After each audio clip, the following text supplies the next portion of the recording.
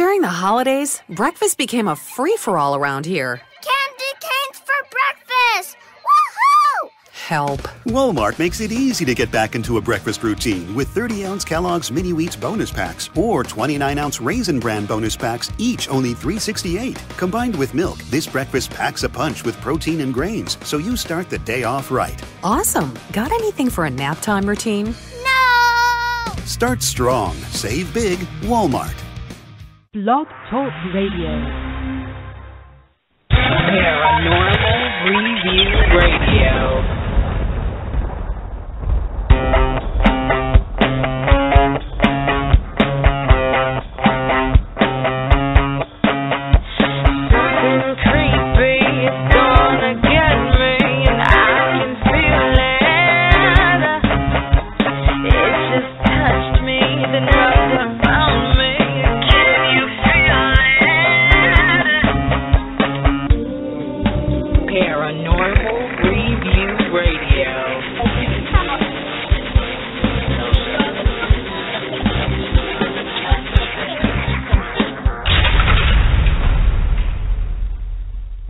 Hello and welcome everyone. Yes, we're back and it is Friday night and you're listening to Paranormal Review Radio, the only radio show without commercials and with more great paranormal talk.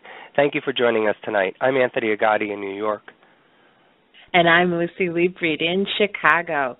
Put the kids in bed and get comfy because you're about to have a Paranormal Friday night. Welcome, friends, family, fellow investigators, and those who are new to the field. Do you have a question to ask us or a story to tell? Well, don't worry. You have two ways to be heard. Call into the show and be on the air live by dialing 661-244-9831. Press the number 1 to get your call in queue, or you can type in your questions in the chat room. Anthony and I will refer to them during the show. And if you're listening on the archives or on YouTube, well, make sure to get here on Friday nights live. Now, when you're not listening to us, you can check out our Facebook page and YouTube channel for some cool articles, videos, show highlights, and promotions. And if that's not enough, you can always drop us a line at paranormal.review@aol.com. Okay, kids, it's time for Paranormal Review Radio. All right, everybody, imagine this. Every thought you've ever had, every word you've ever spoke, and every action you've ever taken is written down somewhere out there for the world to see. Talk about Big Brother watching you. This takes it a huge notch up. But what if you were able to take a peep at this book that has everything you've ever done? Would you use it for positive? I'm talking about what many of you probably have heard before, the Akashic Records. The Akashic Records refers to a database of every word, thought, or action that is stored energetically and encoded in a non-physical plane of existence. They are said to contain the information of every soul or being in the cosmos. The records are continually updated with each new thought, word, or action that every soul or entity makes. The Akashic Records therefore contain the energetic prints about the origination and journey of every soul through its lifetimes. They connect each of us to one another. Tonight we have a very special guest, Ernesto Ortiz. Ernesto has been living the spiritual life ever since he was a young boy and has been teaching the Akashic Records for over 20 years.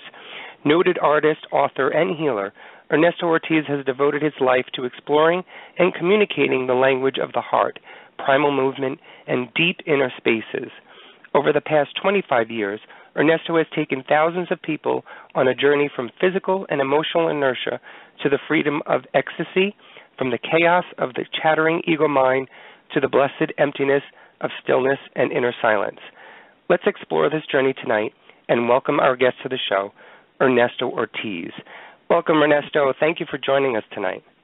Anthony, thank you so very much, both of you, Lucy and Anthony. It is my pleasure to be here with you tonight and to share with your radio listeners. Well, hello, Ernesto. It truly is a pleasure to have you on the show tonight. And you know what? Can I start off by saying that how amazed I am at your life?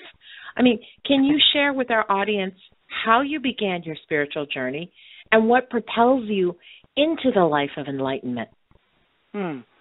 Wow, that's a very long story. I'll try to make it happen here in the next couple of minutes. I have had a very, very rich and exciting life. I was born in Mexico City. I grew up in a very well-to-do family. They owned coffee plantations in the state of Veracruz in southern Mexico, and I used to go there to the hacienda with my cousins and nephews and the family for all the vacations. And I gravitated to be outside with the workers instead of with the people inside of the hacienda learning how to play chess or a musical instrument. I was more with the people learning how to pick coffee and to be barefoot and just connecting with the spirit of nature through them. So this started happening when I was quite young, 8, 9 years old, 10 years old. So the workers took me in at first because I was the son of the owners, but then they saw a genuine interest in what they were doing. So I went to their homes and I started watching shamanic rituals, that limpias, that sort of thing, without really knowing what they were. They were doing it to me, just cleansing my body with feathers and smoke and alcohol and whatever, and I was just fascinated by that. On the other hand, my family, they're professional bankers, medical doctors, dentists, etc. So I was exposed to this duality in lifestyles, in cultures, in medicine, in type of medicine. And when I was 12 years old, I remember the shaman, working with an egg on this woman. And after he worked on with the egg for a little while, he cracked the egg, and what came out was black like tar, like molasses. I remember that specific moment is when I said, wow, I want to learn how to do that. Not knowing what that was, but then making that affirmation just kind of open the path for me to start encountering other individuals that were into shamanism, and I started attending rituals and so on and so forth. At the same time, I was a very devout little Catholic boy. I was going to, I was an altar boy. Well, they kicked me out because I drank the wine. But, always a little bit of a troublemaker. But I thought I was going to become a Franciscan monk. So spirituality has always been there for me from a very early age, but no one pushed me in that direction at all. I just call it my good karma, merit that I accumulated in previous lives that put me in that position because my parents were not conscious, as many parents of people, my age, 40 to 60-year-old, even younger than that. But my parents were definitely not conscious. So for me to find my own way through life, having all these extra sensual experiences was quite of a challenge, but one that I'm grateful to have had. Well, you know what? We're going to talk about the Akashic Records and our own spiritual growth.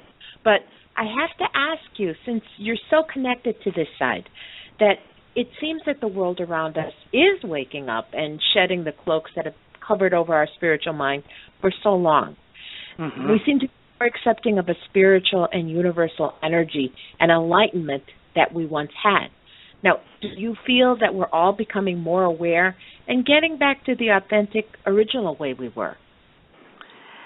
Yes, absolutely. There is an awakening taking place worldwide. It's really quite beautiful to witness. I have the great fortune to travel all over the world, and I see it, and I see the difference between what was happening in the planet 25, 30 years ago when I was traveling and what has been happening over the past 10 to 15 years is just that, is that a spiritual awakening that is taking place. It's as if there is a dispensation given to us by the Great Spirit to have the opportunity to transcend the density that has been dominated the world, but at the same time, we are ending one cycle we're beginning another one, and the tail end of the previous cycle still fighting very strongly, and we see the violence that exists and all over the world, the unrest that is taking place all over the place. But we are making a difference. I firmly believe that the more we begin to deeply connect with our spiritual nature, using whatever technique, but to me, the Akashic Records is really the most delicious of tools that I have ever come across to completely recreate anyone's life, to completely give you the tools, the means, the way in which you can dialogue with higher beings that are the record keepers, that are keeping that recording of our soul's evolution from the beginning to the present. And Anthony, by the way, that was a fantastic introduction. Thank you so much. You basically said it all right there, Thank you. But yeah, it's beautiful. Well, so, go ahead. No, go ahead, dear. No, I was going to say that what we have is, this awakening potential is the human emotion that is attached to this awakening potential is what is beginning to open as wide as they are beginning to open the portals into higher dimensional realities, such as the Akashic Records. There's nothing higher that you can get to, not that I know of, is the highest dimensional potential that there is. So here we are in this human realm, vibrating at whatever frequency each one of us is vibrating, and the higher we vibrate, the more we attract those that are of lesser vibration to come up to closer to our vibration as we continue moving ourselves higher to another vibration of other human beings that are around us, or to the Great Spirit, the Masters, the Lords of Akasha. So is this progression, is this ascension that is taking place, and this field that we're talking about, the field of Akasha, is a field of unlimited potential. There's just absolutely the only limit is your imagination. The Akashic Records are not coming to replace anything that you have done or will do in the future. In fact, that they're not a religion. It's just a system, a beautiful system that gives us the ability to deeply connect with the essence of spirit, to allow our frequency, our energy to go as high as it possibly can through a sacred prayer and a formula that is given, to access our Akashic Records, and then have the ability to tap into information that is so deep within our unconscious mind that we can bring it to the conscious for the realization of anything that we want to have in life. But the main thing that most people are dealing with is fears, codependencies, pains, etc. And they're, most people are now looking for a way to clean all of this energy that is, haunting them from the past. So let's get to the heart of the show tonight and explore the Akashic Records. And for those who are not aware or may never have heard of the Akashic Records, how would you explain or describe what it is and where it lives in our lives in sort of simpler terms? Well, the Akashic Records are a book of life. I think that everyone has heard about, the Christian Catholic tradition in the book, is mentioned the book of life. So every major religion mentions the book of life in one way or another. For the Jews, is the book of remembrance. For Catholics, Christians, is the book of life. So every culture, for Indians is the nadi leaves, etc. So, they are mentioned everywhere. So it is our book of life. So the simplest way to do it is that these are the recordings of our soul's evolution from the time of our soul's inception to the present moment. So they're past and present and the possibility of unfoldment of future events. Now, that is your personal book of life. Now, where is this book of life contained? It is contained in Akasha. And Akasha, to me, is the Library of Congress of the soul. Imagine the Library of Congress in Washington. They have over 650 miles of shelf space, over 242 million items, 32 million books in about 470 languages. It's just mind-boggling. In 2015, they will have 7.9 zettabytes of information, which is equivalent to 18 million times more than their paper publications. So just think about this incredible library that's just so full of information about anything that you can possibly want. Well, the Akashic Records is just that. Is a library of everything that is recording in the universe, every thought, every emotion, every action, everything that has ever taken place is the membrane. They are the membrane, the connective tissue that wraps from the tiniest of cells in our human body to the largest of planetary systems in the world. And the primary substance of Akasha or the Akashic Records is love. So we are talking about a substance that exists, that that is so dense that if we remove layers and layers and layers of belief systems that keeps us away from our ability to tap into this unlimited field of potential. But if we were, and we can, and that is the good news, as the beauty of the system is that by tapping into this field of information, we have the information about our book or life and everything else available to us. Now, one thing that I would like to mention at this point is that if you learn how to open the Akashic Records, your Akashic Records, using the prayer that I share in my book, then you will be able to access your own Akashic Records, but you cannot go and open somebody else's records. That's another story, completely different. For that, you have to take the level 2 class. There are levels of learning in this system. In fact, so the second level is when the individual, the student, learns how to access or open with permission the Akashic Records of others. If someone forces themselves into the records of others, I consider that a spiritual rape and has heavy karmic consequences.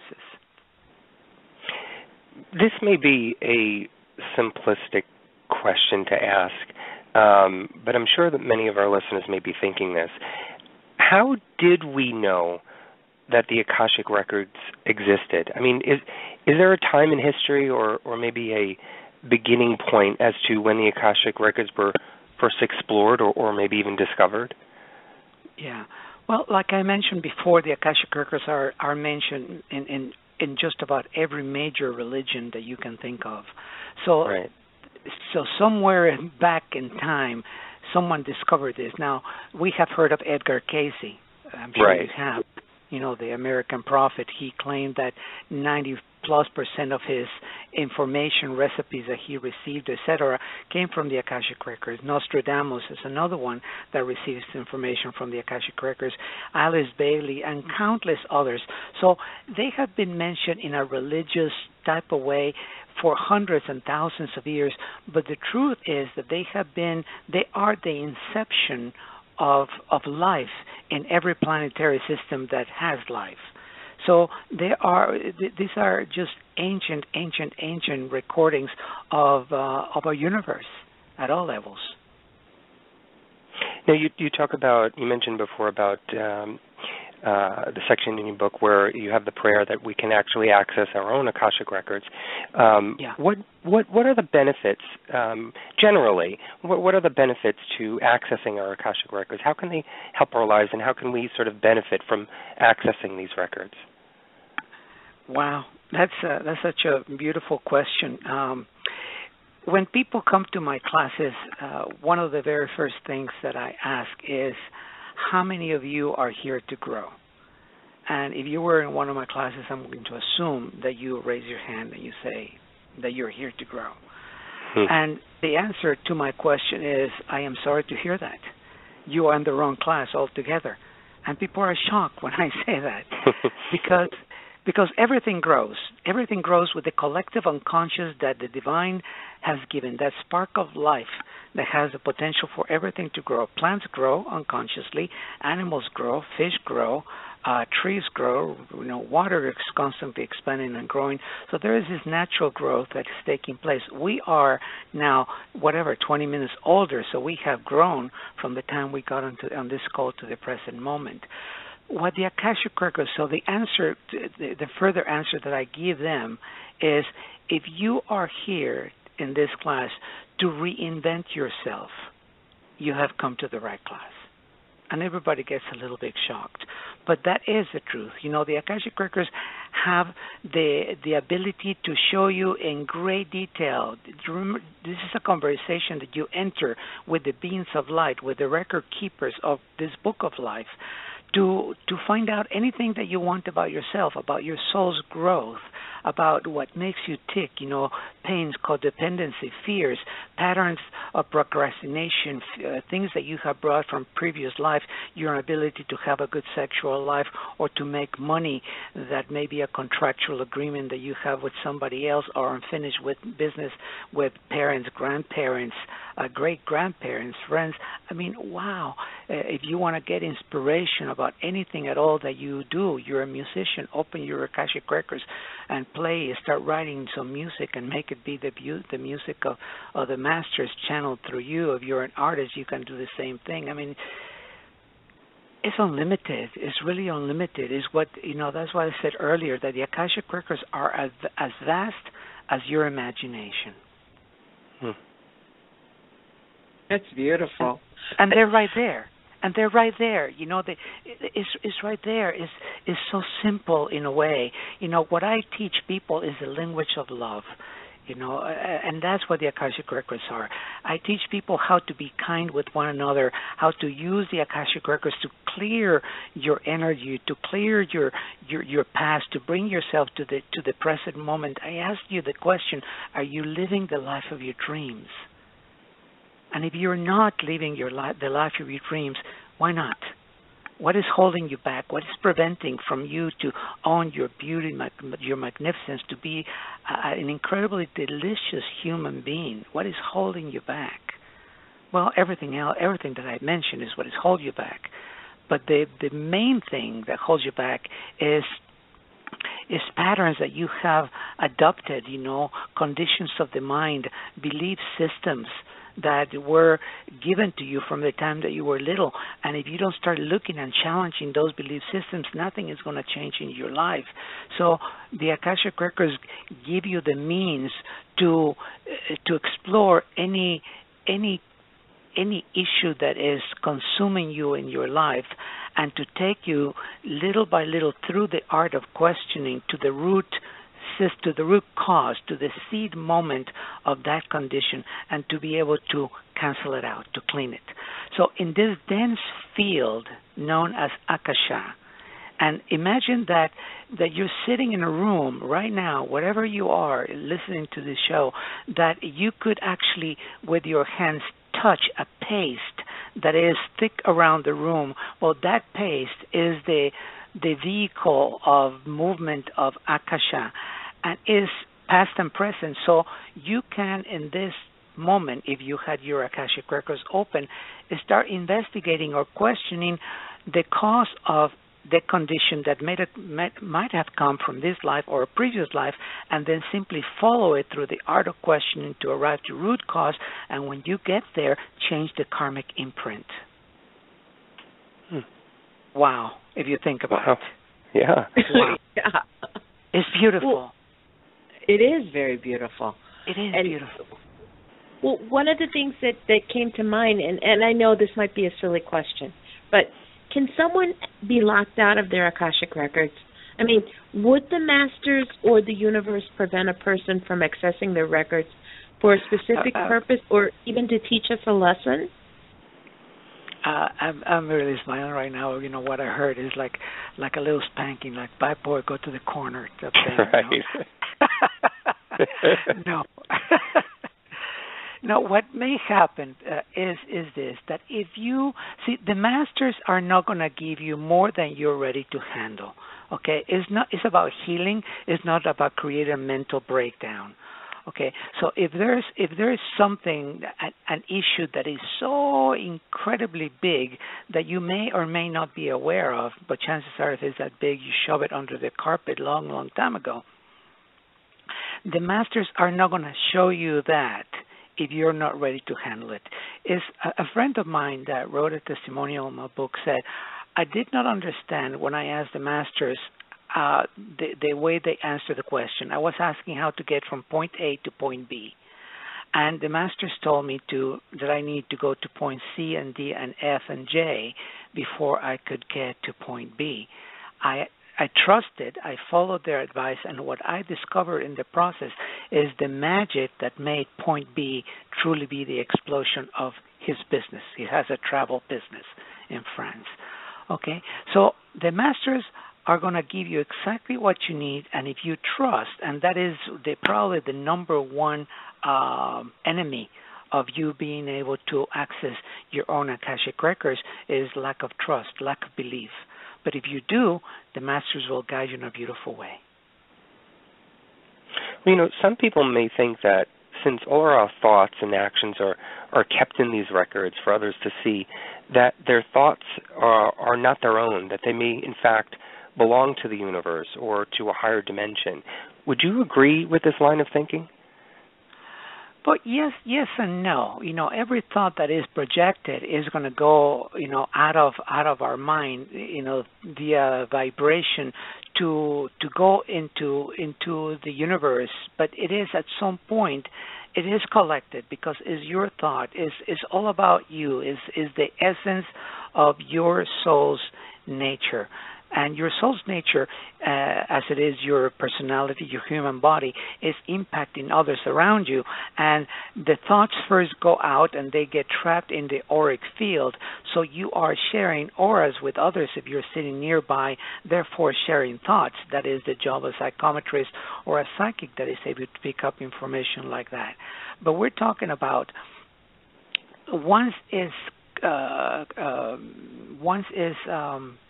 process, so to speak, through the auric field, then the recording angels from Christianity or seven Buddhas from Buddhism, they come to retrieve or to take that information, give it to the record keepers, to the masters, to enter in your personal book of life. So what is in your book of life is in your book of life. It's like it's in your diary. You have the key, and it belongs to you. And whether you want to share it with others is up to you. A lot of times, well, not more than a lot of times, Lucy and I do a lot of research for our shows, and there have been a lot of articles and many interviews that we've listened to with you and from around the world. And one of the interesting and most beautiful things that we've heard you talk about was the idea of exploring the backside of the heart, which I know Lucy had heard about this and mentioned this. Can you share with everyone what you mean by the backside and exploring the backside of the heart? Yes, thank you. I didn't know you listened to all that stuff. Yes. The name of my company is Journey to the Heart. So I have been on my journey to my own heart, and it will continue to be till the day I die. It's about exploring the heart. And about 5 years ago, I was in my Akashic Records having a conversation with the masters, and they asked me a question. They said, Ernesto, have you gone to explore the backside of your heart? And I went, excuse me? What are you talking about, And they said, imagine the moon in front of you, and no matter when or where you are in the world, you can only see one side, one face of the moon. If you want to go behind the moon, you have to take a shuttle and go to the other side and then look from behind. It's the same thing with the heart. Have you explored the back of your heart? And I said, no, my goodness, never heard of that. So they said, go do it. So there are three aspects of the Akashic Records that I teach. One is the view, second meditation, third one is action. So by exercising the view, it's as if I am able, or anyone that opens their Akashic Records, enter into this particular frequency that gives you the ability to separate yourself and be the witness. Now, once you become the witness, then you can look at whatever it is that you're asking. But in this case, as the witness, I projected myself to go behind my heart and look behind. And what I found out was just astonishing, because I've done a lot of spiritual work, with teacher plants, with Akashic Records, with shamanism, with you name it. And to my surprise, what I found is that the back of my heart was like the basement, like the attic, is where a lot of unconscious material was just thrown back there and never really paid attention to it. But before I could access the back of my heart, as I start getting closer and closer, the back of my heart looked like it was covered with the bark of an oak tree or dry mud, to give you a mental visual. And I had to work to start removing these chunks of bark to be able to get to what is or was inside and then take the time to clean it up. So this was the most beautiful, beautiful revelation, because I have never heard, and I have been in this world, my entire life, and talked with many people, and it's always about the heart, the heart, the heart, the heart. I had a teacher that was a professor at the Heart Math Institute in Northern California. So, but no one ever mentioned the back of the heart until the masters mentioned it to me. And now that makes complete sense, because what it's all about is the totality of our life experience.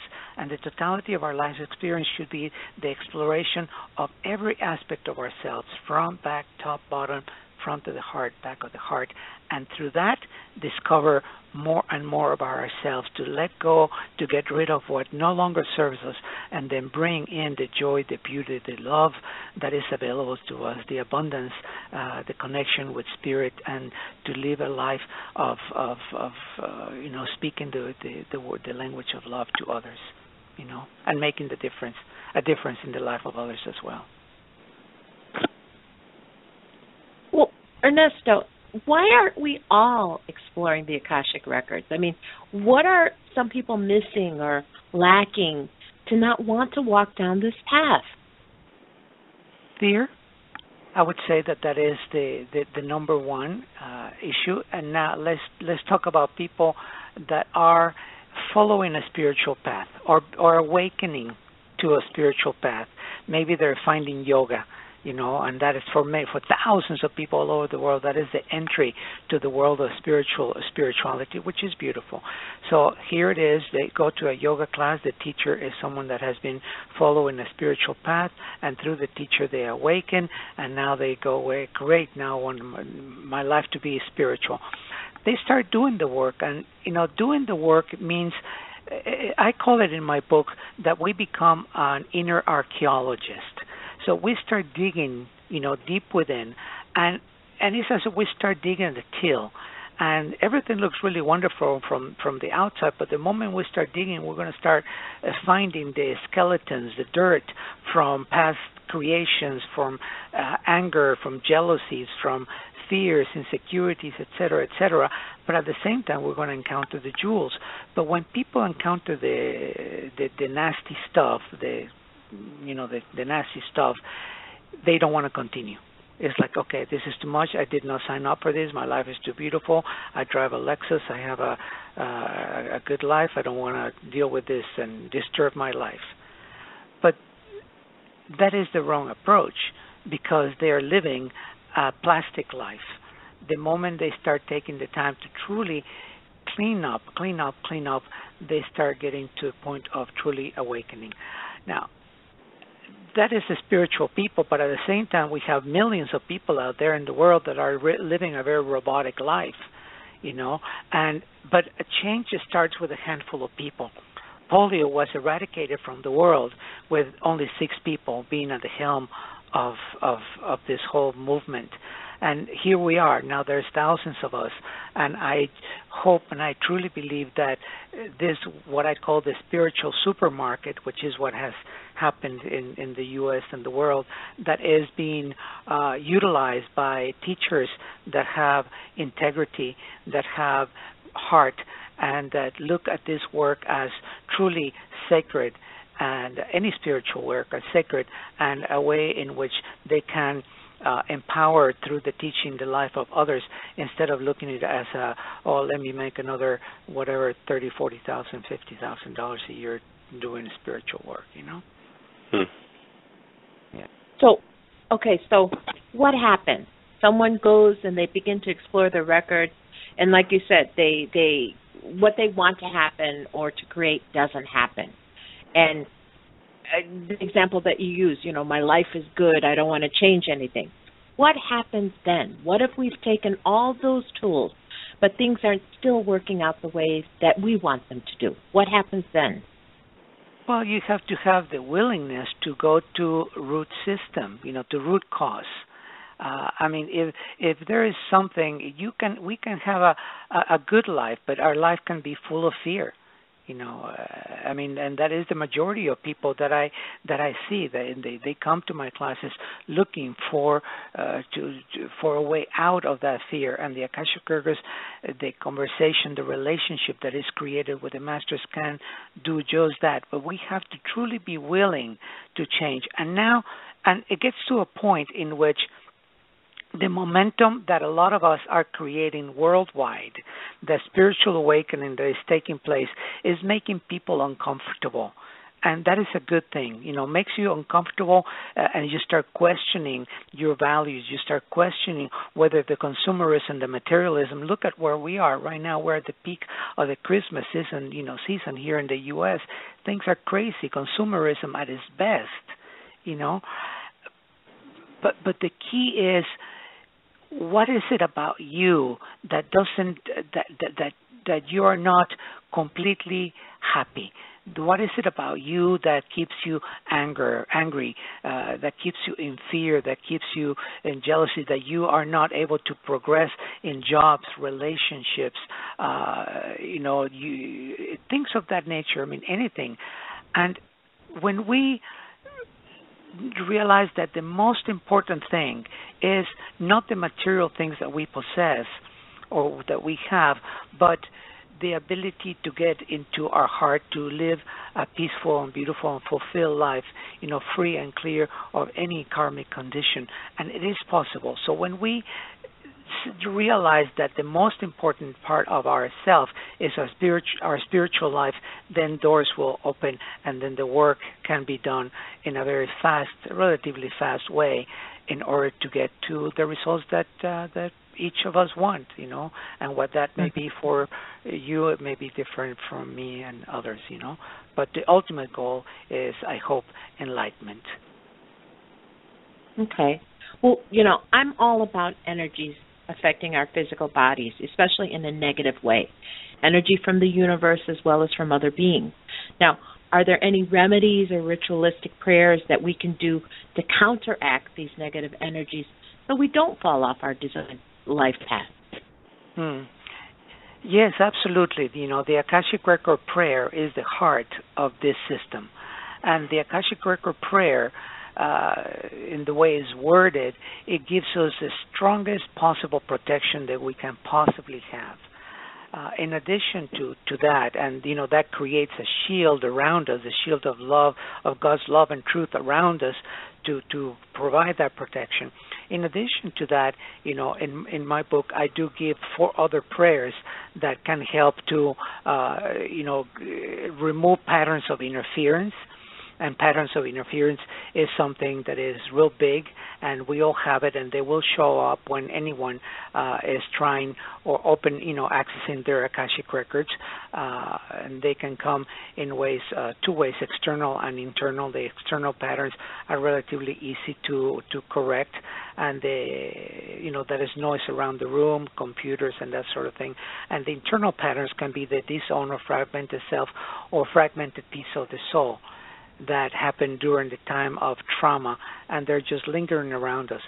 So all of these can come together in a way for us to be able to utilize the prayer as the key to start unlocking the potential to truly be protected and be safe in life. In addition to that, there are the other prayers, the loved ones and entities, how to receive greater amount of clarity. So there are numerous other prayers that can be used within or without the Akashic Records for that. But we also use or have grace points, which I don't know if you want to talk about that or not. Yeah, sure. Talk about the grace points. grace points are physical points of action that manifest in our hands when we are exploring a particular issue. So, and these are when you squeeze them, when you pinch them, if there is tenderness, that means that the grace point is active. These are indicators in our hands as we explore the energy within the Akashic Records. And they can help us they have multiple functions. They can help us anchor information that we are receiving, or to let go, to release something that is no longer serving us or of value to us. It gives us the clarity that we need. So, we can also use grace points as we are working with ourselves to clear patterns from ancestry, lineage, DNA, jealousy, judgment, etc., body pains and emotions. So there are grace points at all three levels of the Akashic Records. So it's almost like an indicator of what we're missing or what we may have too much of. Yeah, exactly. So if you're exploring an issue about your mother, okay, and there is a charge as you explore that issue, when you squeeze the grace points of your left hand, you can pretty much assume that they're going to be tender because the left side is feminine, the right side is masculine. So if you're exploring a masculine issue, then you're going to assume or expect that the grace point on your right hand can be tender to the touch. So yeah, they're indicators. They're like a thermometer or a barometer that help us to follow a thread of energy as we engage in conversation with the masters. That's amazing. Well, it sort of extending on Lucy's question a little bit about energies. It seems as though 2014, and I'm sure people will say, well, you know what, years and years and years, and people can go back hundreds of years, that there's been, records of struggles throughout, emotionally and physically. But I think 2014, from what I've gathered through social media and through communication with many people, that it seems that 2014 has been a very emotional and physically draining year for many people and around the world. Just the news in general. With all your communications, maybe even with the masters in Akasha, do you sense that maybe 2014 will be an even greater struggle and maybe even a wider awakening that we as a human species will come to sort of a climax and understand that we have this power, that we can create this destiny that we have been sort of blocking for so long? Mm-hmm. Yeah, it is the fact that we are creating our destiny. We are, in fact, creating our reality. Our life's reality is created by our thought process. But anyway, we're ending a cycle. We have ended a cycle. The Mayas predicted the end of a cosmic cycle in December 21st, 2012. And that was the end of a cycle, but the beginning of another cycle of 26,000 years. So right. We have the Earth has just passed the narrowest point along the trajectory of the Milky Way. So we're just 2 years into a new cycle that has more the awakening of the feminine divine. The cycle that ended had the patriarchal dominated mentality for so many years. Now, as we begin this new cycle, as this Earth begins this new cycle, there is a new potential. It's like a new birth opportunity.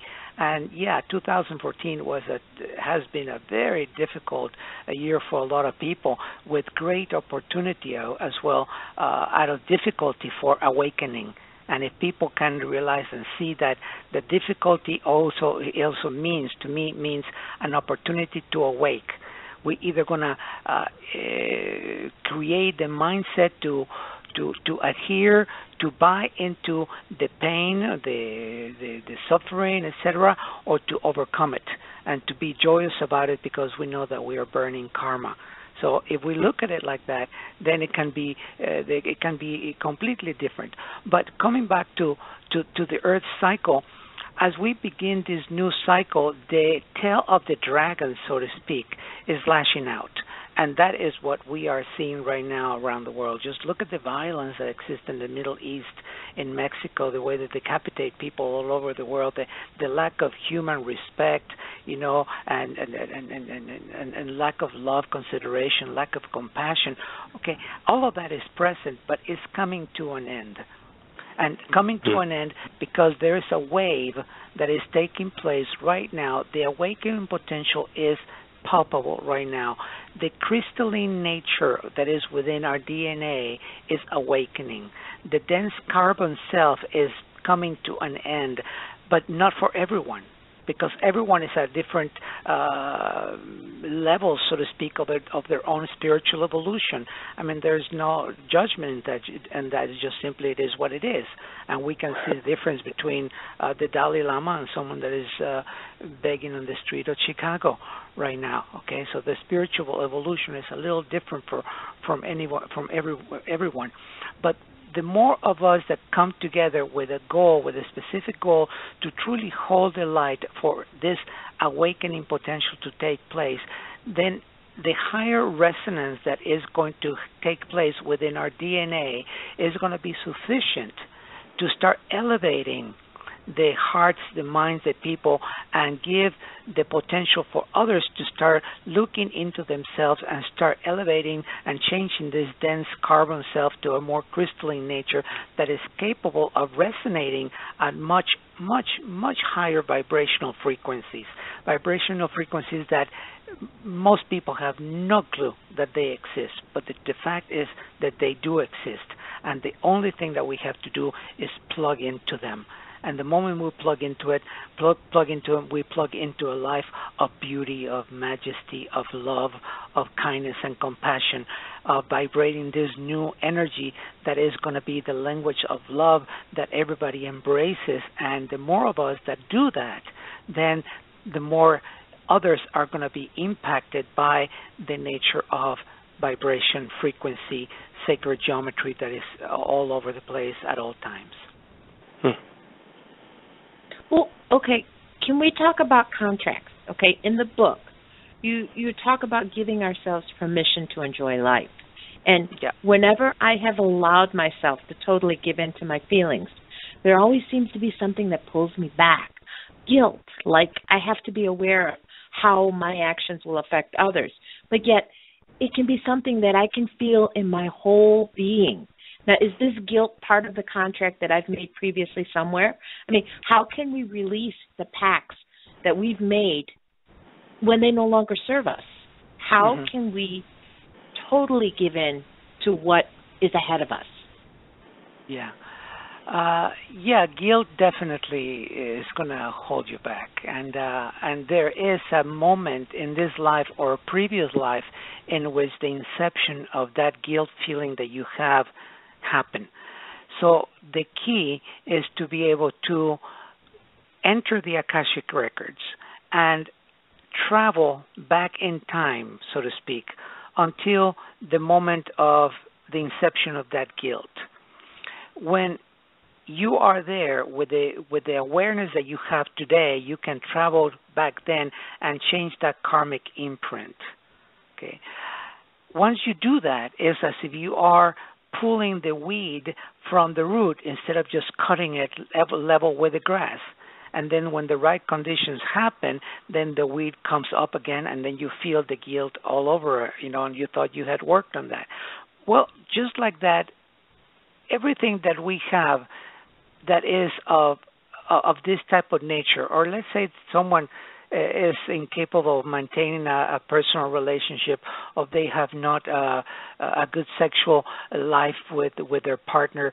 It could be that they were a monk or a nun in a previous life, and they vow celibacy. And they were incredibly frustrated because their sexual drive was incredibly high, but they gave their life to the church. So they live with that until the end of the day. So we carry that from that life to this life, and it is a contractual agreement. But at a spiritual level, all contractual agreements are leases and not purchases. So when we become aware of the condition, and we use, in this case, the Akashic Records, to look at the relationship that we have within ourselves about sex, then we can travel in time to be able to see that lifetime and then actually write a letter of termination of this contract. Everything runs into what I call a cosmic clock. So agreements run from the 12:01 hour to the 11:55 hour, and at 11:55 is when the light goes on, and you go, wait a minute, I have been in this dysfunctional relationship, I have been doing this, I have been doing that, I have this pattern, whatever it is, it's time to do something about it. But if we don't do anything about it in those 5 minutes, which can be 5 minutes, 5 days, 5 hours, 5 months, if we don't do anything about it, then the hand of the clock goes to the 12:01 hour, and then the cycle begins all over again. So those 5 minutes are precious moments of opportunity to use the Akashic Records to go back to find out exactly what it is, and if we need to terminate a contract by writing a letter to the Lords of Karma and saying, I am aware of this pattern, I am aware that originated in this lifetime when I was a monk or a nun, and the whole thing, and then we cancel that contract and we rewrite another one, because something that is in our psyche like that is holding a certain balance, even though it's a negative balance. Once it's removed, the psyche doesn't tolerate imbalances, so we're either going to bring that same condition back, or we're going to change it for something positive.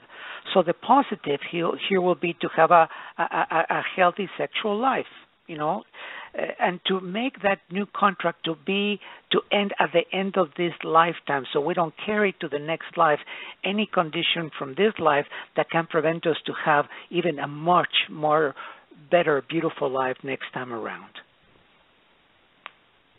Well, you know what? In the book, when you talked about the Akashic Records, you said a few things that I've always said. One of them being, be cautious of the living, not the dead, because they can harm you. The dead cannot. Now, correct. The entities that we come in contact when we're paranormal investigating, basically, they seem to be souls who are looking for help. Now, with correct. this in mind, can we help them move on? And is this Absolutely. something that we should be trying to do? Well, in the wisdom of the masters, when they gave us the prayer to open our Akashic Records, there is a line in there that says, I allow the masters, teachers, and loved ones. And then the prayer continues. But the prayer itself mentions the loved ones. The loved ones are anyone that has passed on, either family member, friend, acquaintance, or anything like that. Someone that has already is dead.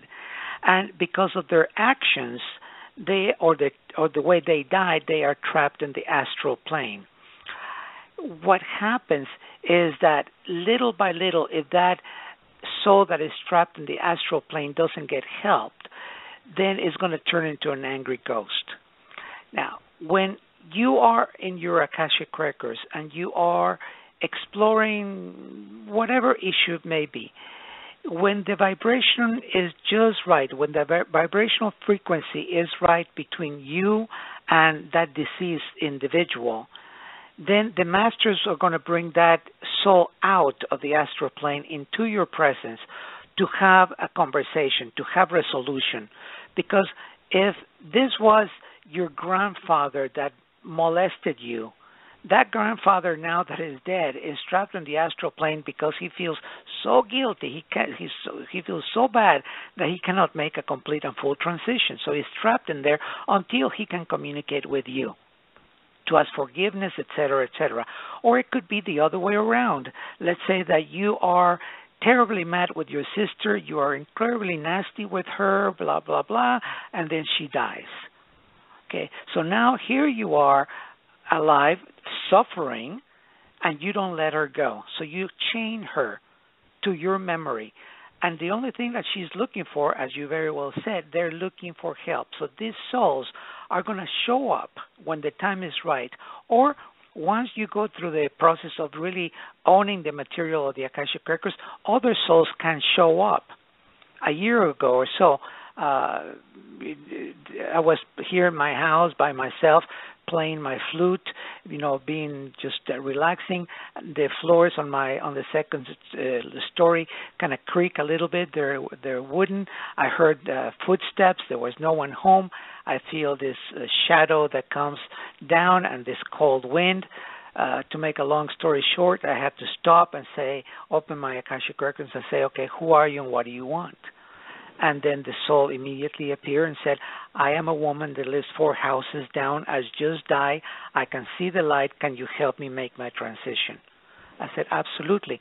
So I used one of the prayers that I talked about, prayer of the loved one and entities, to help that woman make a transition. Now, the following morning, I'm leaving my house to go to the market or someplace, and the hearse is 4 houses, down, taking the body of the woman, the coffin of the woman. The only thing I did is smile, and send even more blessings because of what had just happened the night before. Well, Ernesto, you had mentioned that our Akashic Records hold our lives and our past lives, correct? Yes. Okay, so if we pass on, and I'm assuming that we're able to see and review our Akashic Records, I'm assuming that we're able to sort of read through them and view through them and review them all and learn from them. And if that's the case and we come back into another life here, why is it then that we have sort of these negative, sort of connotations? We have guilt, or we have issues that we deal with. Is it something that it's not transmitting over correctly when we do come back into this life form, or are we sort of putting a blocking on what we're learning at the Akashic Records at the time of transition? Well, it's unfinished karmic conditions.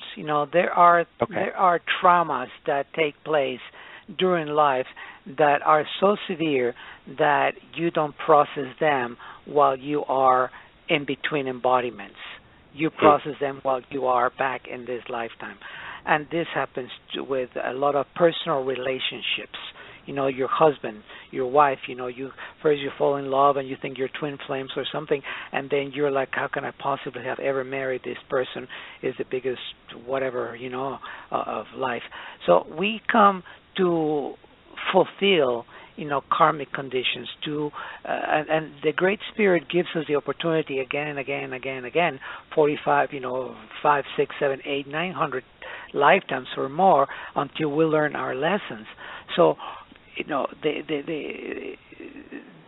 the opportunity is there while we are alive, and if we come across an individual, for example, in my own, I can only speak of myself. My relationship with my mother was, I divorced my mother when I was 17 years old, and that's exactly why I told her, I'm divorcing you, and she thought that I was crazy. But anyway, she had a troubled relationship with me. I didn't have a troubled relationship with her. She had a troubled relationship with me, right? So she died. It's a long story, and she never really came from the Akashic Records to have a resolution with me because of the work that I was doing for her. So it's through my merit, through my working on forgiving her and loving her and understanding the contractual agreement that was created between her and me at a soul level for her to sacrifice a big chunk of her life, if not her entire life, to give me the lessons that I received. Wow, that comes from the space of the most pure and divine love. So even though in this life it was very difficult, and I mean, if you knew the whole story, you'd go, wow, okay, it was very difficult. It was the most perfect and beautiful opportunity for me to give her the many blessings that I have given her, to disconnect from her at a DNA soul level, so each of us can have our spiritual freedom. So by now, I hope that she is a little girl somewhere, 5, 6, 7 years old, somewhere in the world, being very, very happy with a conscious family. And that happens only when the consciousness of the individual that is alive starts viewing personal relationships in a different way. You know, instead of just, oh, this person is a jerk or this person is a hater or whatever. No, if we start looking at our relationships in a different way, if we start looking at relationships through the eyes of love, kindness, and compassion, then our life is going to be incredibly beautiful because we don't have to carry that baggage. And at the same time, we give those an opportunity, even those that are alive or the ones that have passed on, to receive the blessings of our merit. So what it takes, what it boils down to, is how much devotion are you going to have in your life? How much prayer, how much meditation, how much you're going to make a spiritual life to be really your number one priority in life. And then that spiritual life, let that be the energy, the mana, the food that you give to your children and your husband and your family and your friends and the world at large. You know, it is possible to be free. Thank you for that. That was a beautiful explanation and description of how to feel that, of how to express that. Thank you. You're very welcome. Thank you for asking the question. Ernesto, you talk about so much in this book, and it sounds so wonderful. I mean, it's like a handbook on life.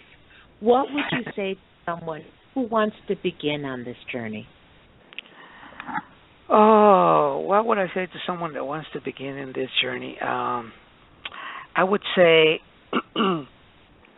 have the courage to look within. Don't remain in doubt and fear. Gain confidence in self-liberation. Embody your beauty and your magnificence. Be happy and share with the world. And don't be afraid to love, because at the end, that's all that really matters. So beautiful, so beautiful. You know what?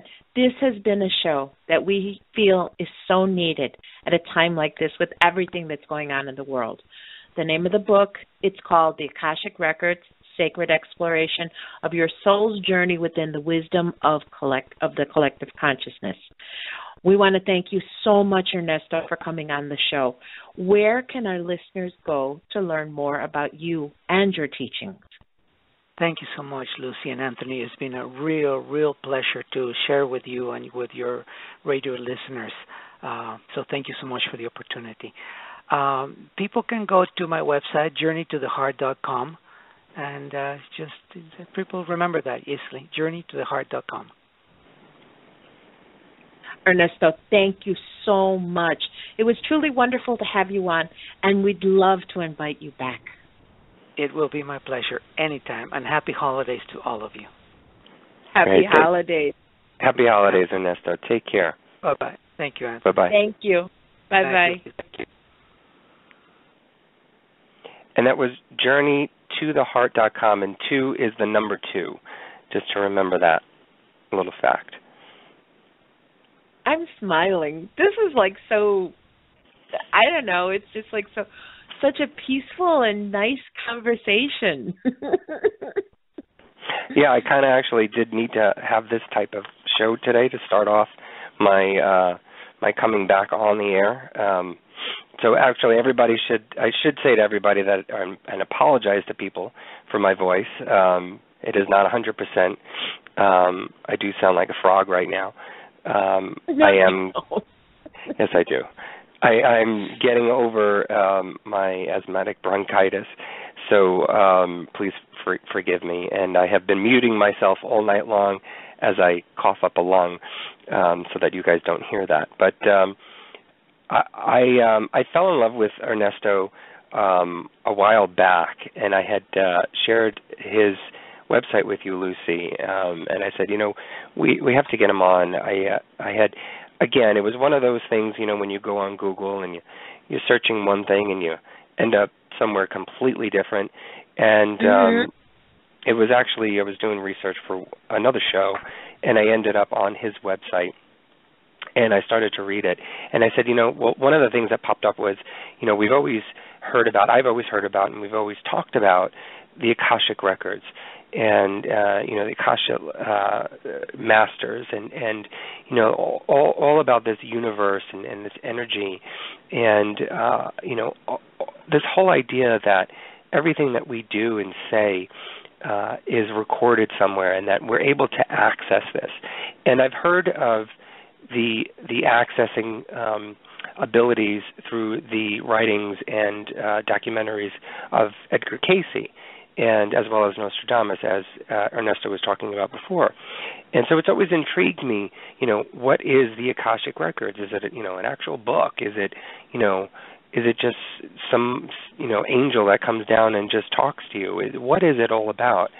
And when I came across Ernesto's website, Journey to the Heart, I started to read his bio and listen to some of his interviews that he had, and he had such a peaceful and calming and beautiful tone to his voice.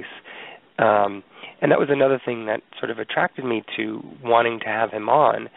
And just the idea of his entire life. And through one of the interviews that I listened to, he began his spiritual journey at the age of 6.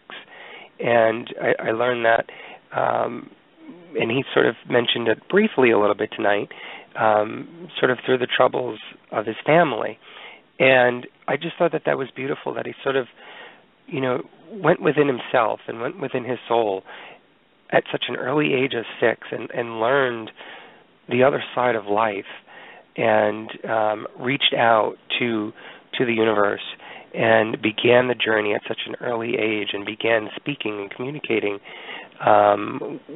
with the spiritual energies and learning about the other side at such an early age and not being afraid.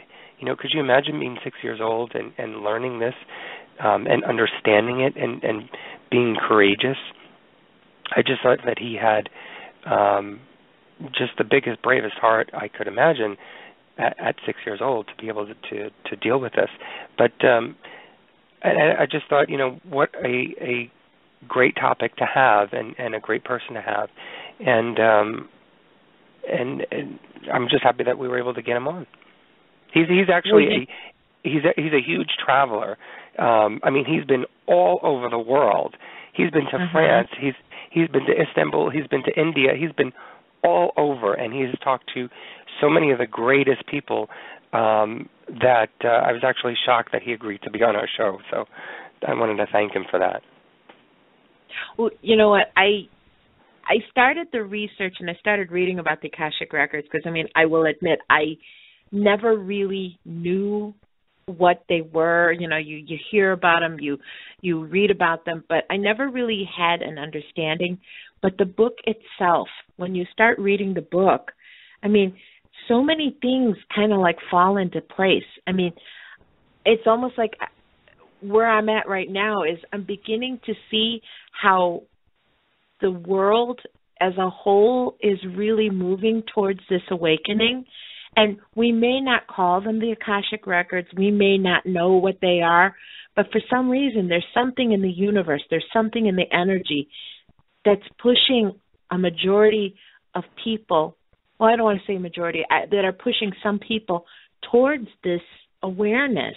And it's just kind of like falling into place by itself. And you have the teachers like Ernesto, and you have other people that are the shamans of the indigenous religions and beliefs.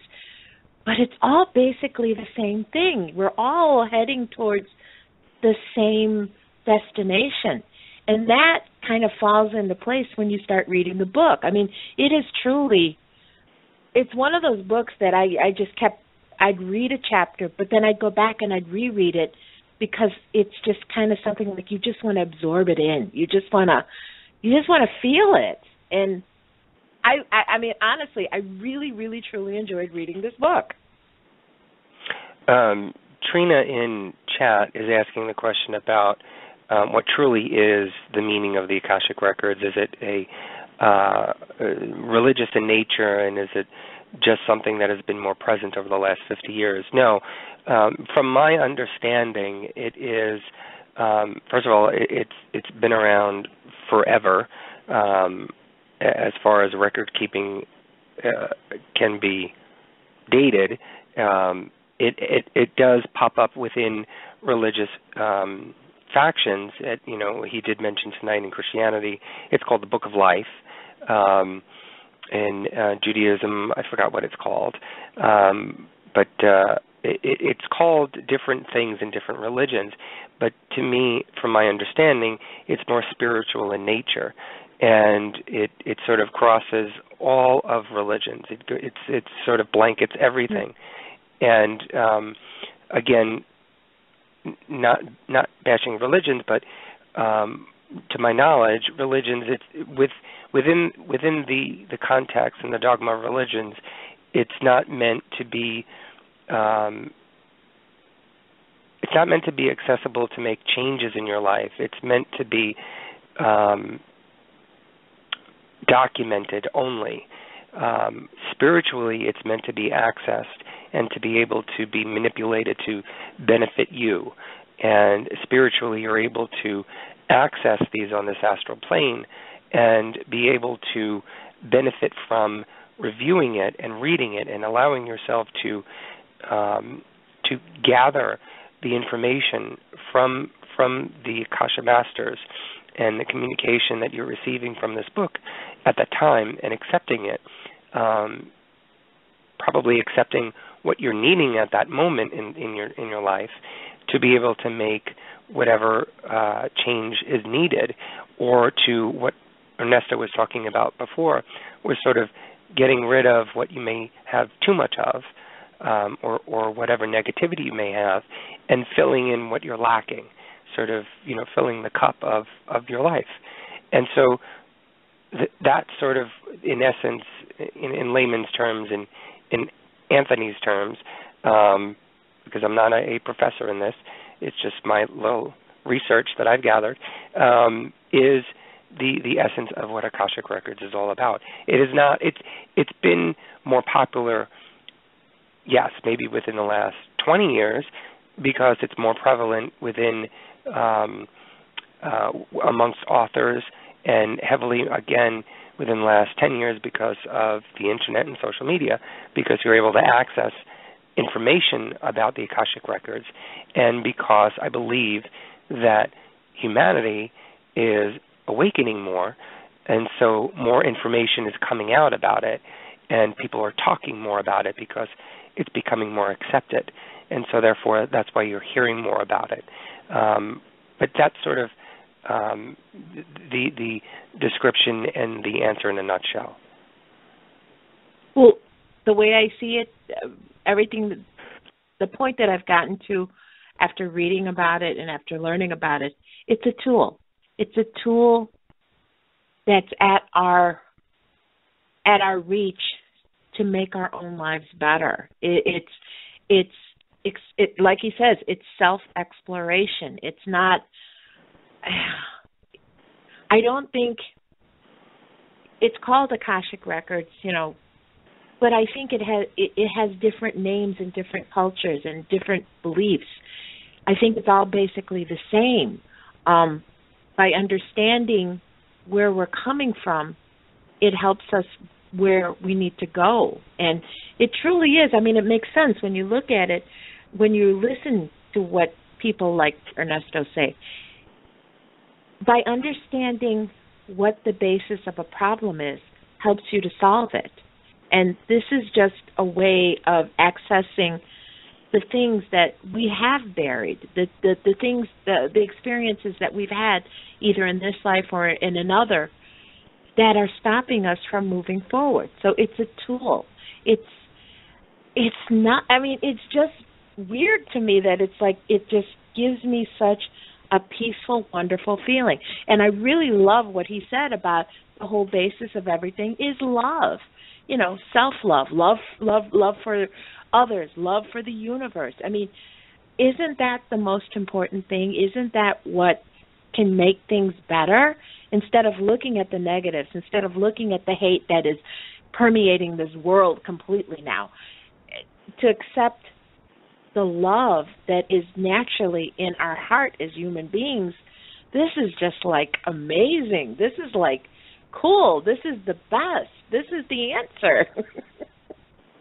For me, that's my opinion. And of course, I'm not an expert. I'm just learning about this. Well, we talked about how, within the last couple of years, especially, in recent months, there's been, a lot of chaos that's been going on in the world. And more recently, headlines in the news have been about Ferguson and about, police brutality and all of that. And the riots and the protests, more so the protests. I'm not going to focus on the riots because that was only one bit of things. And the protests that have been going on, and most of it, most of it has been peaceful. But to me, that's an awakening. That's an enlightenment that people are having. People are standing up for what they feel is right. And I know that there are two sides to every coin. And there are people that don't believe that the protests are correct. And there are people who believe that they're going to stand behind the protesters. So I encourage both sides to awaken. I encourage both ends to communicate what they feel is correct. That, to me, is awakening. That is enlightenment. If we were to do nothing at all, as what people did in, the 1800s, and not did anything at all and just sat there and took whatever it was that was, not correct or what they didn't believe in, that's not being awake. That's not being alive. And so for people, to believe that this may be chaos in the world, it may seem as though it's chaotic, but to me, it's awakening. People are opening their eyes and expressing their feelings more, and are seeing that they have a voice in this world. And every voice that is spoken is being heard. Whether you believe it or not, it is being heard. And it will be making a change, whether you think it will or not. It is going to be making a change in years to come. And so these are the things that are happening around us right now. And these are the changes that are going to be going on. And so the enlightenment may not be all of the kumbaya that you think it may be, where people are coming around and singing love and light and gathering around and holding hands and saying, let's spread the word of love. Enlightenment and awakening are coming in ways that may not be so evident. And so it may be in the protests of, police brutality. It may be in protests of the right for life and not abortion. It may be in those types of atmospheres, and that's what I'm talking about as far as awakening and enlightenment. And so I believe that in 2014 there has been so much progress and there has been so much enlightenment that I think 2015 I feel is only going to be greater, and that emotional, energetic chaos that we feel now, I think may be even greater. And that was one of the questions that I had asked Ernesto, is do you feel as though 2015 is going to be even greater in struggle, but also a widening in awakening? And I believe it will be, and I think he alluded to the fact that it will be. And I think it's more so that people are awakening to that fact. People are more accepting of the idea that Akashic Records exist, that maybe listening to this, show tonight, maybe people will read his book and try to access their Akashic Records. And maybe if it's one person that does that, maybe that's one person that's able to share and shed the love and the light and create a better universe within their own universe, if that makes sense. Yeah, it does. It does. Well, he talked about it, that, the movement started with just a few people, and now it's grown. I mean, it's constantly growing. He also mentioned that the fact that it's not a religion, and I don't see it as what I've learned about it. To me, it is not a religion. It is a sense of your own spirituality, regardless of whatever beliefs you have. It's still a connection between you and the universe, and I think that's what it is. I don't think it has so much to do. I think it's a connection within yourself. I don't even think it's a connection with the universe, because the Akashic Records are, like he was saying, it's your diary. You have the key. It is your essence, basically. It is everything that you've ever done, and you're able to access it with your key. If you know how to if you know how to get this key made, which is being able to know the prayer, if you know how to get this key made to open up and unlock that book, that diary, you're able to get all of the knowledge and the information that you're able to get. That's the connection. You're making that connection with yourself. He even said it too, sort of the Akashic Record is bound and connected with love, and the love within your soul and within yourself. And it is you, and that's the connection. So it's a connection with your own self, basically. Mm-hmm.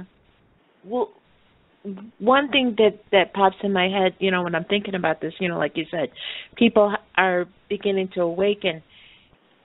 I'm jealous of him that he did get his awakening at such a young age. For me, I feel like, okay, I feel the awakening is happening within myself, but why did it have to wait so long? Obviously, I wasn't ready for it. Obviously, it's something that has to happen for me now. But yeah, I'm jealous. I'm jealous that he was able to get to that point. And that's fine. I can accept that now. But as I was reading, I was like, wow, this is like absolutely amazing. And it's like, okay, so we get to this awareness and we start to realize that certain things aren't right in our lives. So to me, it just seems like if I get to that point, I see something's not right, and I don't make the change to fix it, that's worse than never knowing. Does that make sense? Wait, say that again? Becoming aware of the things, that are in your life, things that you wish you could change. And then accessing your own records. And once you know what that is, I mean, I kind of asked him that, you have the tools and you don't do anything. To me, that's worse than never knowing what caused it, what caused that blockage, what caused that dissatisfaction in your life. Yeah, I think you'd have to be foolish to be given the information and not be willing to make the change, or not be willing to accept it and to understand it. There's some people that may not be able to understand it and therefore are not able to make the change, and so you can't you can't shame them for not making a change. If there's information that they're receiving from the Akashic Records, they just can't get it. They can't move on. They can't make that change. They can't be able to implement whatever that tool is that they're given to turn that corner. I give them credit for at least trying. I wouldn't shame them or punish them for not actually going full force 100% in changing their lives. Now, if they understood it and refused it, then that's another story. So pretty much this awakening and this discovery of yourself has to happen in your own time. My time won't be the same as yours. Yours won't be the same as someone else's. So the discovery comes to you when you need it. Right. And he said that. Okay. It doesn't come, there's not this one day of enlightenment for the world. It's going to come when you're able to accept it, when there's a point in your life when you may have received pieces here and there, or have made strides in your own life by doing work on your own, to be able to get to the point where you can accept whatever that information is. He did mention that, when I think you had asked him the question, can the masters sort of lock you out of your Akashic records? And he equated it to, sort of like, punishing you to your room and sending you to your room. No, you can't, can't have dessert. No, you can't have that. It's not like that, sort of, but it is, because, if you were, probably at 10 years old, if somebody were to, turn around and say to you, okay, right now I want you to access your Akashic records, and here's the prayer, do it right now. I don't think you'd be able to do it, and I don't think the Akasha Masters would be allowing you to do it, because I don't think at 10 years old, at that point in your life, you'd be able to understand and be able to accept whatever is being received, because you hadn't learned whatever you needed to learn before you were able to receive that information. Okay. So basically the Masters have said, for me, this is the time to start learning about it and to understand it. Because truly, before this, I had no idea. I really didn't know. And just the research that we've done, again, we do research on something and it opens up a million more questions. And one of the things that I really threw me for a loop when I first started reading the book, we talked about it before, and I know I'm going to say this wrong, the Urantia book. He mentioned, He talked about it in his book, and it was like, whoa, again, here's this little thread that ties everything together. No, he did mention Urantia? Yes, he talks about it in the book. Wow, see? The book is so cool. The book is cool. I mean, if you haven't read it, it is worth picking up and going through it. And it's not the kind of book that you just zip through. It is truly something that you read, and different sections will appeal to I'm sure, to different people. And, you may come across a chapter and you'll reread it, and you just take the time to absorb it. And it has nothing to do with anybody else. It truly is a journey of self-discovery. It really is. I'm sure anyone who reads it is going to have a different take on it or different reaction than the person next to them. It's just, I'm telling you, after reading it, it's just like, you just feel good. You just feel like, okay, yeah, I'm beginning to understand. And what else can we ask for except to be able to understand what's going on in our own lives? Because if you can understand what's going on in your own life, then it's easier to deal with the rest of the world. Was there anything in the book that surprised you? Yeah. What surprises me is a lot of the things that he does talk about are things that I've learned elsewhere, but didn't really equate it with, like, the name Akasha. It does, this whole idea does cross cultures, and it does cross beliefs. So he talks about shaman, he even has little diagrams with these pyramids where you can see how things relate to each other.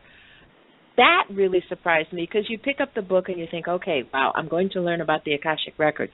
But once you start reading, you start seeing how this thread, where it really does, it touches into so many things. And he does talk about the different cultures, the shamans, the beliefs. the enlightened people. It's still, you don't call it, I think everybody kind of knows what it is, but you don't understand, you don't call it Akasha. You call it something else. But it's basically all the same. It is basically all these little awareness. It takes the awareness that you have, and it just kind of like puts it in a different form, and it just all makes sense. It all starts falling together. That surprised me. I expected something completely separate, and yes, this is Akasha and all this, but reading it, things were making sense because they're things that I've come across in my life learning. Well, this is typically the time of the year when everybody pretty much gets spiritual in nature. I don't know if it's the weather. It's getting colder. It brings people together more, and the strive for getting warm and sitting by the fire and the coziness and that sort of feeling. Or is it the holidays? Is it the feelings of religious holidays, the culmination of the year? But people tend to get more spiritual in nature, and so it was fitting to have this type of topic for tonight to talk about, right before the Christmas holiday season and during the Hanukkah days as of right now. So it was pretty interesting that this was chosen for this day. As usual, we usually have that sort of, weird moment when it happens, and things happen for a reason, as we always say. But I do want to thank Ernesto Ortiz for coming on the show. I think he's a wonderful man. There's a lot more to talk about within the Akashic Records itself. One of which was, and I sort of alluded to it, was the reincarnation factor in all of this, because the Akashic Records holds your current life's words and actions, but it also holds your other lives and your previous lives. So it's interesting that this book of your life, your entire life, and I mean your entire life, not just here and not just at this moment, how that all pans out. And the idea of when you pass on, I'm assuming you're able to read this, and I mentioned it to Ernesto, why don't we learn from it? If I've had 100 lifetimes before this, I have read my book then 100 times, and if in my lifetime right now I am miserable and, I hate my job and I hate this, or, life isn't going so well then what the hell is going wrong? What haven't I learned? And so, that's one of the factors that I sort of want to get into, because that's sort of interesting to me. It may not be the kumbaya type of show, but that's the interesting factor to me, is what aren't we learning? What aren't we accepting when we do pass on and read our Akashic Records? What isn't sticking? Ernesto did mention that, and he gave the example in his own life that it was the dealings with his mother that created the chaos in his life. And so it wasn't necessarily his own doing, but it was of somebody else's actions onto his life that created the chaos. But you also have to think, well, then, what is it that was within you that attracted that? And so is there something within you that is attracting that type of person? Was it something within Ernesto that was attracting to be in a family, to have a mother like that? What was it? What was the lesson that he needed to be taught that he didn't get taught in the previous lifetimes? So that's sort of interesting to me. And so that may be one area that I want to get into, and I want to see if we can try and get another author or another, teacher on the Akashic Records to talk about. And maybe it's just about reincarnation, and we can incorporate the Akashic Records into that type of topic. Well, yeah, because in my readings and stuff like that, I mean, I've come across, like where people say that things that are happening to us are a result of karmic forces, that because a certain type of situation keeps happening, we keep dealing with the same kind of people, is a result of karma that we have to burn off. But the Akashic Record, kind of like Trina mentioned it before, it does sound like karma. And so it's like there are lessons that we have to learn, and maybe we have to go through certain things before we can get to the other side. The same problems keep happening. The same type of situations keep happening. And like you said, I mean, we've read if we've read this Akashic Record, if we've read this book of life so many times, and it still keeps happening, there has to be some kind of lesson that needs to be learned. And maybe at some point it's written. Now, see, I didn't ask this, and I should have asked this. If the records hold everything from the life that you live now and the previous life, is there anything that kind of like forecasts the path? Is there anything written where, okay, you will most likely do this? I mean, you still have the free will, the free choice, but is there anything that determines what paths are ahead? No, that's one of the things that I learned, and it was from one of the interviews that I heard Ernesto do with somebody else, and I think it was somebody that he interviewed with in France. They had asked him that question: Can you, by accessing your Akashic Records, can you predict the future? And he had said that your Akashic Records, you can learn from your past, you can see your present, and it can give you the tools to move forward into the future. It is just like how you do your tarot card readings. You can present the paths. It's up to the person to be able to choose the road that they're going to take. The Akashic Records can show if they do this, if they change this, if they present that, then this is how their outcome will be. That's sort of how the Akashic Records presents itself for the future, based on their present and past records. So that's how Ernesto had described it in the interview. And psychics can access your Akashic Records, and Edgar Cayce and Nostradamus on record has said that they had been able to access Akashic Records and therefore had been able to predict futures and predict predicaments in the future based on their accessibility to the Akashic Records.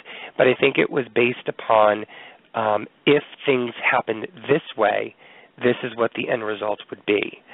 And it was based on their ideas that most likely this is what is happening now. And it wasn't just on the Akashic Records, obviously with Edgar Cayce and with Nostradamus. It was a multitude of other things. There were visions and dreams that came with Edgar Cayce as well. Nostradamus had within the well of water. And so there were a lot of other things and other visions that came to them. And so they utilized the Akashic Records as a tool to help them, quote-unquote, predict the future. But we ourselves cannot predict our own future accessing the Akashic Records. It can only just utilize what we've gone through, what we're going through now, and be able to give us an idea of the future, the path that we can take if we make certain changes, this is what the outcome will be. So the change begins within yourself. Changing the world begins with you. So all these little things that people say, and I know they sound corny, but it is true in a way that, in order to change the world around you, you have to start within yourself. You have to start with what's within you and understanding who you are. And to me, that's what this is. This is a total self-discovery. Well, I like that.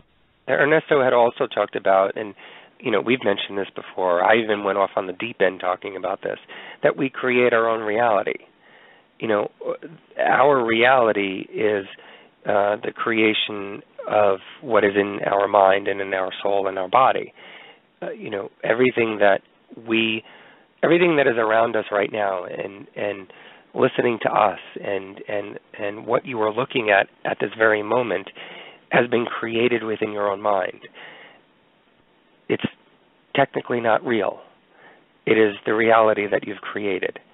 And so therefore, you have the power to create the reality around you, meaning that you have the power to change whatever is not correct within your own life. If something is not going according to the plan that you want, you have the ability and the power to change it. If your job is making you unhappy, you have the ability to change that. You have the ability to change that path and do something about it. I'm not talking about Matrix, Lucy. I'm talking about, not changing, the tree and the sky color. I'm talking about the idea of the reality of your own life path and being able to change things as you see it, and being able to change the destiny of the way that things have been going, being able to change it so that it benefits you in a positive way. Okay, I accept that. I took it on a deep end the last time that we talked about this. I know you did. I know, and I said that I'm not, we're not real, and I may be the only one on this planet. You're just a figment of my imagination. which I kind of still believe. I kind of still believe that I'm the only one here, and you guys are just all part of this computer-generated thing. I have no idea. All I know is that I'm glad we did this show. Usually like afterwards, like especially when we get on the subject of religion, it's always like afterwards, it's like, okay, it's almost like there's this little fire that's inside of me, and it's like, okay, we talked about this, and it opens up a million questions. Well, this opened up a million questions too, but the difference is this just seemed to give me a much more peaceful and greater understanding of what's going on. I mean, you look at the news every day, and it's just hideous. I mean, it's just things that you don't understand, and it's just the little things that pop up in your life.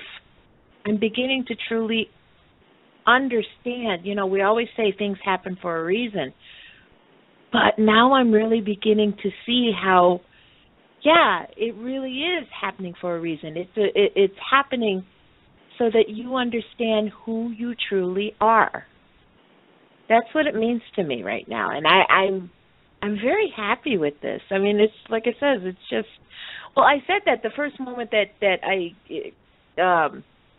had gotten in contact with Ernesto. I mean, the first thing I got was like, I really like him. It just the sense of peace and love that he exudes is just simply amazing.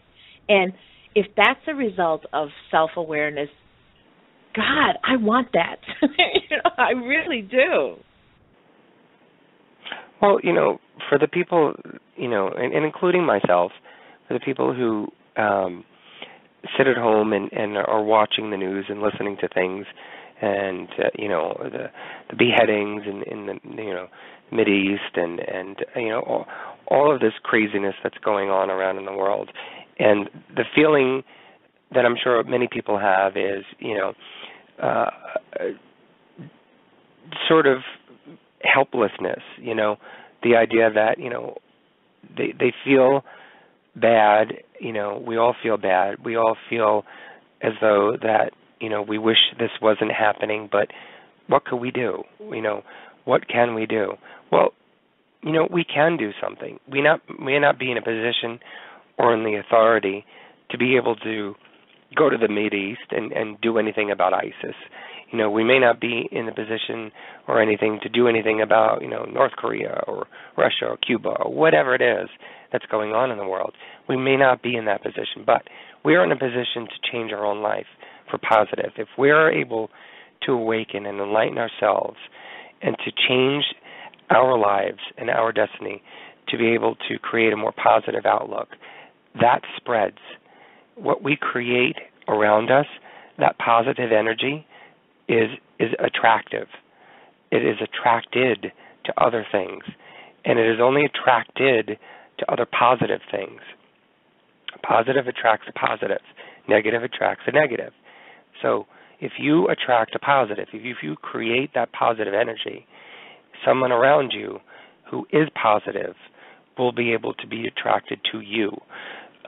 If somebody is negative around you, sees the positive, they may be able to change by seeing your positive, and you may be able to change that negative person around you to a more positive person, to a more positive human being.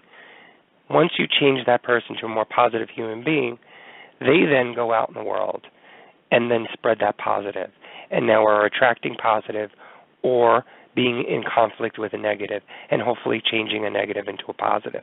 And there you go. You've created a chain reaction. That's how you can change the world. That's how you can make a difference. You don't need to be the Superman and the superhero. You could be the Superman and superhero or superwoman within your own life and within your own destiny. You don't have to be that person to say, when you hear something on the news, I wish I could do something. You can. Do something within your own life and for your own benefit, because what you benefit within yourself, you without knowing it unconsciously, you make a change and a benefit to someone else that is close around you.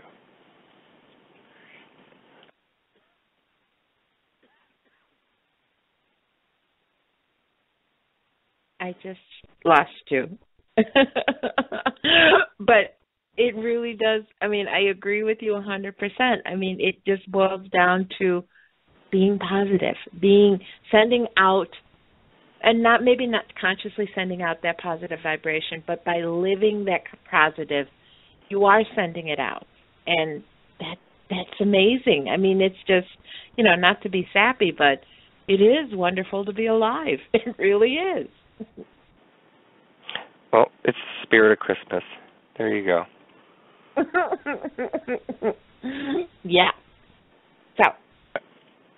All right. So thank you, Ernesto Ortiz. And Lucy, what's the name of the book again? I knew Did you put it away? Did you put it away? I know it's called the Akashic Records. Records.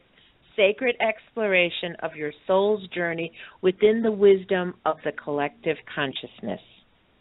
And his website is called Journey to the Heart, and it's 2, the number 2.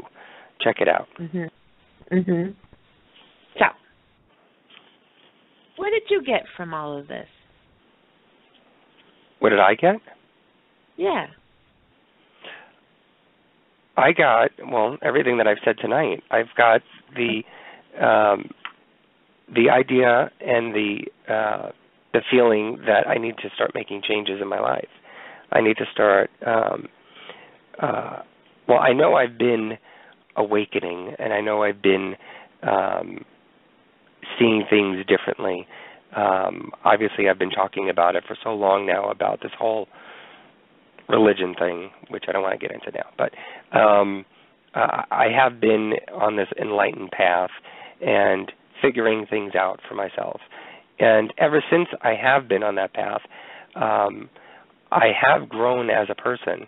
and I've grown spiritually. I think I have gained a better sense of who I am as a person, as a soul, as a paranormal investigator, as a radio host, as a fellow friend, and all of that. I think I have gained so much in that aspect, but I think I have way more homework to do. I'm far from completing anything, but I think just learning from the little information and research that I've been able to do on Ernesto and the Akashic Records is that there are greater things that I need to do, and one of them is, if I do get the opportunity and the willingness to access the Akashic Records, is to see what else I can do to change or to increase the benefits in my life and see how that goes. We'll see. That's awesome. That's awesome. Okay, so we have 10 minutes left. Do you want to go to the business at hand? Yeah. Okay, let's go to the Paranormal Review Radio Fan of the Week. And this week it is Dustin Bush of Cave City, Kentucky. A few things about Dustin. He likes WWE wrestling, MC Hammer, Braid Paisley, Waylon Jennings, Merle Haggard, Linkin Park, The Simpsons, and Entourage, Dexter, and he also likes Paranormal Review Radio. Thank you so much for being a fan. Congratulations, Dustin. Dustin, Entourage hasn't been on in so long. I've never ever seen it. You never saw Entourage? That was a great show. I've never watched it. Well, Dustin Bush, thank you so much, and congratulations, of Cave City, Kentucky. Don't forget, if you want to be a Paranormal Review Radio Fan of the Week, just like us on Facebook or subscribe to us on YouTube at Paranormal Review Radio. And I do have to apologize again for my froggy, scratchy voice tonight. Getting over my bronchitis. So thank you for listening to me tonight. Thank you for being here. I don't like it when you're not here. Yeah. Okay. Well, you know what? Every day we do face life and what it brings to us. Sometimes it's good, and sometimes it feels like there are nothing but obstacles in our way. Life isn't meant to be hard or painful. By learning who we are and using the tools that we have, we can make this experience a truly beautiful one. The Akashic Records are a gift that can make things so much clearer. All we have to do is open up our eyes and listen to our hearts. We want to thank Ernesto for joining us and sharing just a little bit of the knowledge that we need to begin our own journey of self-discovery. Well, next week, Anthony and I will open up the phone lines again to anyone who wants to call in and talk about anything paranormal. Have you got a story to share? Do you want to discuss a particular topic or news? Do you want to talk about the Akashic Records? Do you want to... anything you want. Join us next week after the holidays and settle in for some post-Santa paranormal stories with us. Thank you to everyone who listens to us, whether it's live or in the archives. You guys are so very special to us. Thank you, Anthony, for being one of my teachers that I have in my life. You have no idea how much I've learned from you. So, until next week, dear friends, we want to wish you all a very merry and paranormal Christmas. May love and happiness be yours. Good night. Good night, everybody.